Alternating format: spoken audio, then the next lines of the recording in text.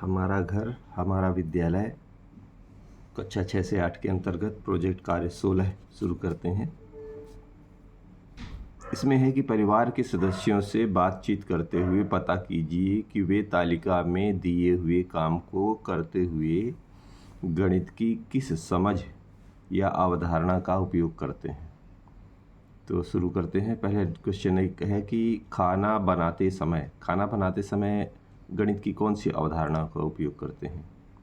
तो खाना बनाते समय गणित के ऐकिक नियम की अवधारणा का उपयोग करते हैं। ऐकिक नियम क्या होता है? जैसे कि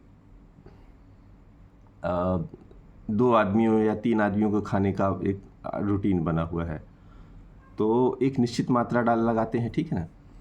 फिर अगर मान लीजिए 10 आदमी आ गए, तब क्या करोगे? तो फिर अंदाज़ लगाते हैं कि यार एक आदमी इतना खाता है तो 10 आदमी कितना खाएंगे, तो उसी के अनुपात में उसका जो है मात्रा बढ़ा लेते हैं, है ना। और या ज़्यादा है तो उसको कम कर लेते हैं।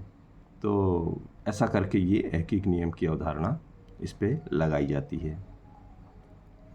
अब झाड़ू पोछा लगाते समय कौन सी गणित की अवधारणा का इस्तेमाल करते हैं?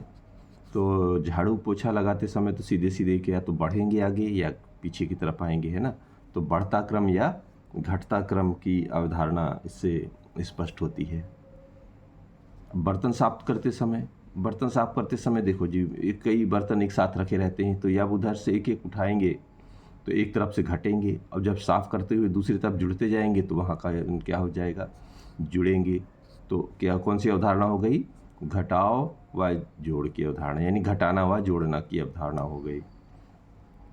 लौकी छीलते समय आप या तो पीछे से आगे की तरफ छीलेंगे या ऊपर से नीचे की तरफ छीलेंगे, यानी आरोही से अवरोही करेंगे या अवरोही से आरोही करेंगे, यानी ऊपर से नीचे या नीचे। तो इसको बोलते हैं आरोही क्रम या अवरोही क्रम की अवधारणा।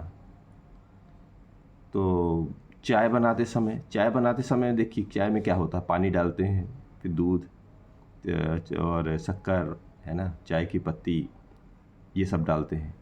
तो उसमें क्या हुआ? एक अनुपातिक रूप से डाला जाता है कि कितना पानी है तो इतने में कितना दूध मिलाएं, कितना शक्कर मिलाएं, है ना। अगर मान लीजिए आदमी ज़्यादा हो गए तो उसी के अनुपात में और ज़्यादा मात्रा में बढ़ा लो।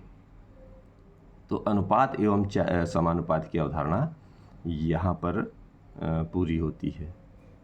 अब बड़े बर्तन में अनाज भरते समय क्या होता है? दीजिए, बड़ा बर्तन में क्या होता है? बर्तन के अंदर जगह होती है। जगह में क्या होता है? जगह माने लंबाई चौड़ाई ऊंचाई, यानी आयतन की अवधारणा स्पष्ट होती है ना। तो कितना इसमें सामान आ सकता है, यानी इसमें इसके आयतन में कितना सामान आ सकता है। तो आयतन की अवधारणा यहाँ स्पष्ट होगी। अब कपड़ा धोने के बाद सूखते समय है ना।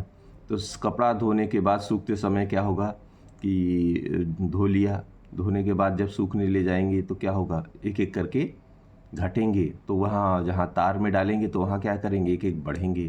तो एक तरफ घटेगा तो एक तरफ बढ़ेगा। तो ये भी जोड़ना और घटाना की अवधारणा स्पष्ट होती है।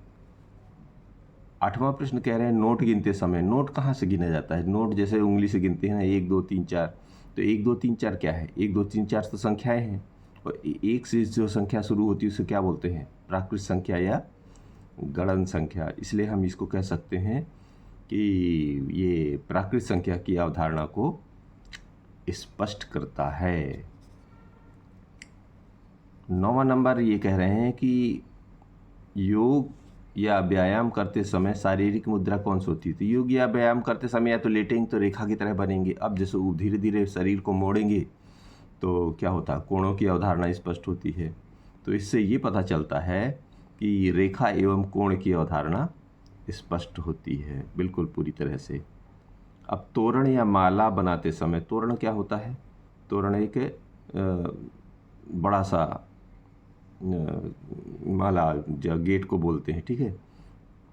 अब माला बनाते समय तो आपके क्या करते हैं? माला बनाने के लिए सीधे सीधे फूलों को लगाते हैं। तो एक फूलों का एक क्रम व्यवस्थित करते हैं कि एक पहले मान लो 4 सफ़ेद लगाया तो एक लाल लगाया, या 2 सफ़ेद तो एक हरा, ऐसा करके कुछ एक पैटर्न बनाते हैं जिससे देखने में खूबसूरत लगे, है ना। तो इसमें एक पैटर्न, और जब भी उसमें पैटर्न पूरा करेंगे तो जुड़ेगा भी वो। तो पैटर्न और जोड़ की अवधारणा इससे स्पष्ट होती है। तो ये रहा हमारा प्रोजेक्ट कार्य 16।